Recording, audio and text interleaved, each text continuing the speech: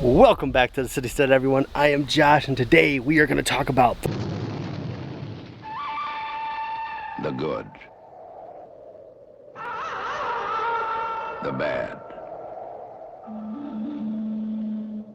the ugly.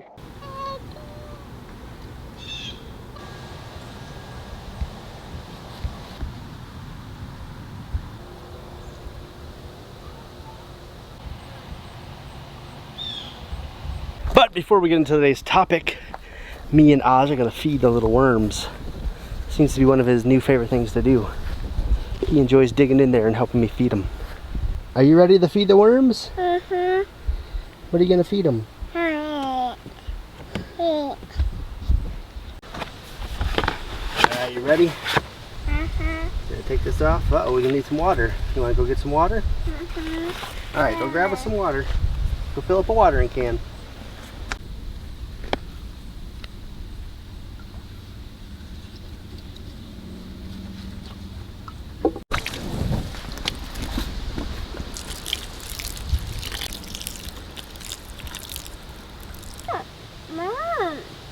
Alright, dump the food in there. Let's see how good our composting is actually going. There is a ton of worms in there. We're finally starting to get some baby worms, some new worms coming in. So we've been actually growing this pretty good.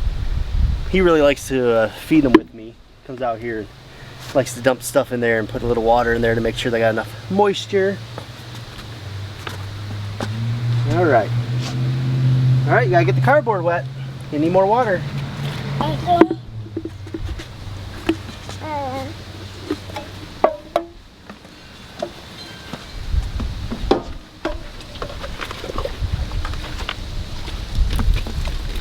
I've been finding on these really hot days that it gets really dried out in there quick. So we put this little cardboard sheet in here and we just water it down every time we open this and put food in there.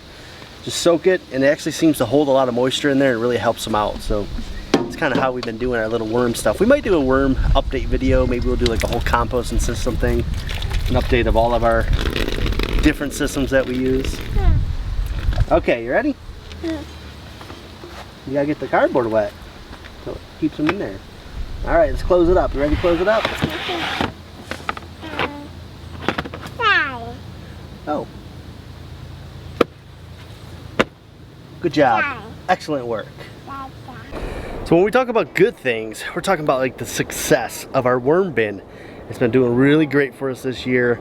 It's starting to grow, starting to really come along. I've been super excited about it because it's just been going really smoothly. We haven't really had any issues.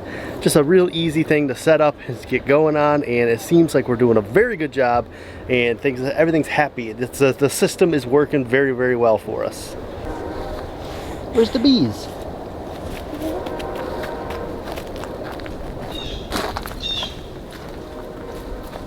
Are they back there? Another thing that's going really good that started off a little bit rocky and rough is the beekeeping. It's actually going pretty decent right now. You see the super on there, and I know my boxes are a little configured wrong, but it is what it is there. The super on there is completely full of capped honey. We actually added an excluder and another box on there. I wasn't able to find the queen on my last inspection, and I didn't see any eggs. I'm kind of leery about whether or not we have a queen, or maybe she's just taking a break. Hopefully that's all it is. She's just taking a break and we actually have a queen in there, but I didn't see any fresh eggs, which kind of made me a little nervous. Pretty excited that we might actually get some honey for ourselves this year. So I would say really good is the beekeeping. So one of the goods this year is our community garden spot right here. So luscious and full of awesome growth. I mean, just look at this. Oh, wow, that was huge. Look at all these beautiful squash in here. There's some eggplant. Earlier in the year, we were having a lot of trouble with pests at home. The groundhogs were eating a lot of stuff. And I was kind of looking to get into the community garden to try to just meet more people. It turned out that this was the really good of the year because no pests down here. Groundhogs aren't eating everything. And you can see it behind me. It's just tons of amazing growth. Everything's looking beautiful. and we have a ton of stuff to harvest today to take home with us, and we're gonna have a feast from our garden.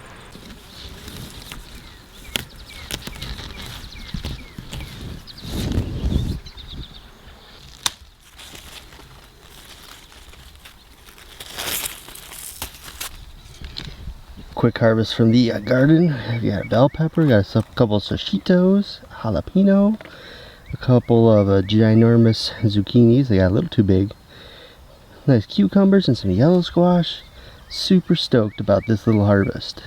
So getting a nice harvest like that and seeing that there's so much more that's going to be producing really soon. Even some little tiny watermelons back there the kids are super stoked about. This is definitely one of the best of the garden this year. When it comes to the bad, I think you guys all know what I'm going to say. If you've been following along, you know that I've been having just terrible groundhog issues.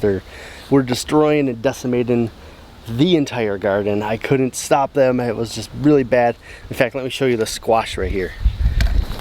See, this is a squash plant that the groundhogs ate, and you can see how just lovely and beautiful it is right now. Here's some of that parsley they ate. That's actually coming back, so not too bad. You know, it is what it is. So when it comes to the groundhog, it kind of is what it is. You know, they ate a lot of stuff. Mostly what they're going after was like cucumbers, beans, and all the squashes. They were really into squash leaves this year. I don't understand that at all. And then of course anything greens wise that came up was pretty much immediately devoured. Yeah, there's more squash right there, you can see. When it comes to our beekeeping, we did have a swarm early in the year, and that was kind of on the bad side of things. Not really good seeing your bees swarm early in the year, not getting it under control when I should have. I kind of dropped the ball on that a little bit and messed up. That was me not getting the inspections done when I needed to get them done. So we were able to recover from that though, so it wasn't that bad. Like I said, I count it more in the good because we have put on a second box for honey, and if you ask me, that counts as a definite good because that's a good chance that we're gonna have honey for us this year. So let's talk about some ugly. I got something that's ugly and sad at the same time. So right here, you can kind of see back there, I call this tomato alley, right? I plant tomatoes on both sides of this, and last year they did really well. They grew up, harvested a bunch of tomatoes from them. Everything was great and dandy and fine, but this year, I don't know, they're just not growing at all. I don't understand what the heck's happening here, but they're probably only about 4 inches taller than when I transplanted them like over a month ago. I mean, we're talking like six weeks ago, and they just have not been growing for some reason. Like, look at that. It's so tiny. That one's the biggest. It's not terrible. That one's, you know, it's getting a little bit bigger now. But like, here's another one of these little teeny tiny ones. There's another one that's super teeny tiny. And honestly, it doesn't extend to just the ones I planted there. A lot of the tomatoes that I started myself, these two right behind me here, you see them down there? Super tiny still. I don't understand what's going on. Like, those ones didn't really do well. And then these ones right here are other tomatoes I started, and they're like massive. They're starting to get, I mean, they're almost hitting the tops of these cages. They're doing so well. So I'm not exactly sure why, but some of my tomatoes are just like very stunted in their growth. So I consider that the ugly because they just ain't growing on me. So it's just like tiny growing tomatoes. I don't understand. I think another thing I would count on the ugly side of gardening this year is, you see right here my walkway, lots of weeds. Yeah, lots of weeds kind of all over. Like over here, it's just all like grass, weeds. There's a couple of blueberry bushes in there, but you can't tell because of all the weeds. So I got a good big load of wood chips, and I put it out here thinking, oh, I'm gonna get all those weeds because I already had a layer, so I'll put another layer on top of it. And you know what? A lot of this Creeping Charlie type stuff, it doesn't care. It will just overpower the the wood chips and just grow up like crazy. So there's a lot of weeds out here. I haven't been doing as much weeding as I should. I've been doing more weeding in just some of the vegetable beds to make sure that they're not, you know, smothering out our good vegetable plants. But like these flower beds over here, I kind of neglected. I got to get out here and weed these. So really, there's not that much ugly. I mean, things just didn't go as according to plan. We're probably not as producing as much as I thought we would, but I don't really necessarily consider that ugly. That kind of falls more in that bad category because, you know, evil pest. So every year, the garden always has good, bad, and ugly things going on. And I think it's important to try to focus on those good things, even if you have a lot of things that are bad or possibly ugly. Like, you know, we've planted so many seeds that it got ridiculous to one point. But you know what? We eventually have overpowered the groundhog and are getting our garden back. Even though these tomatoes are kind of ugly right now, I think they will eventually grow. And maybe they won't produce a ton, but we do have other tomato plants all over that are looking way better. I would say that the ugly and the bad are usually counterbalanced by more good.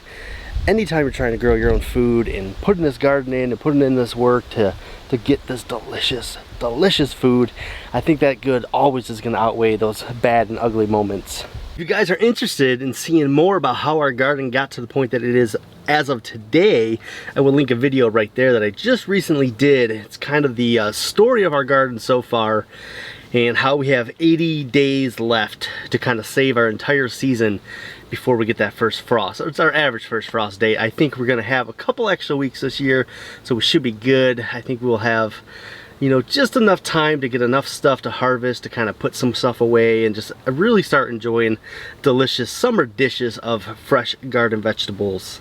All right, so this is a collaboration. This is a big thing a lot of people are doing right now, and we were tagged by Mary's Heirloom Seeds.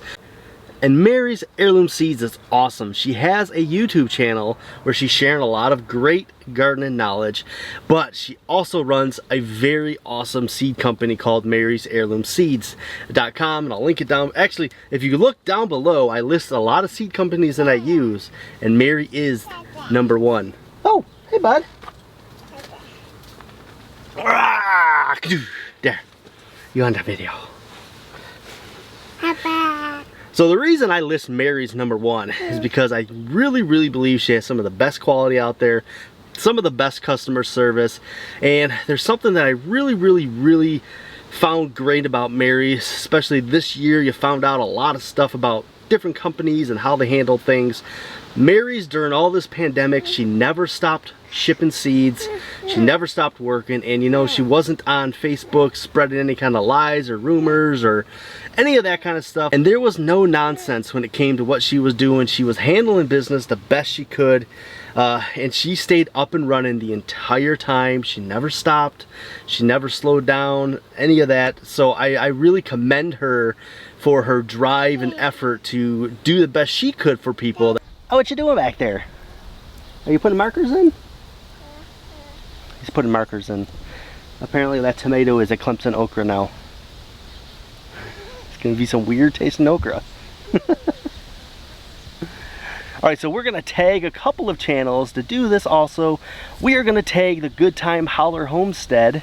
Really like those guys, just awesome down to earth people. Whoa, careful bud. Which one's taking that one? Red Malabar spinach. Good job. Good job. Oh, Batman.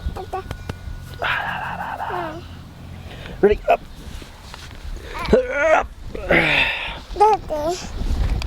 Can you tell everybody that you're 2? Bye. Can you say, I'm 2? Say, I'm 2. This guy just had his birthday. He just turned 2. Are you 2? Yeah. 2 years old. Alright, so we gotta tag another channel. Who do you want to tag next? Can you say Rock and See Homestead? Rock and See? That's pretty good. That was pretty good. So Rock and See Homestead, we're tagging you. Long-time friends of ours on the channel here. We kind of started around the same time and found each other, and I've been following Lance and his wife, Marcy's, for a long time, and I know they've been following us for a long time. So Lance, you guys are tagged in this also. Better deliver. Right, so that's the video for today. The good, the bad, the ugly. I really like this one because just the title. I am a huge spaghetti western fan, and you know, good, the bad, the ugly. is one of the best westerns ever. It's right up there with Once Upon a Time in the West. Sergio Leone just has, I don't know, he knows how to make them. Ready? All right, we'll see you guys in the next video. Remember to be bold and grow bold. And as always, bye-bye.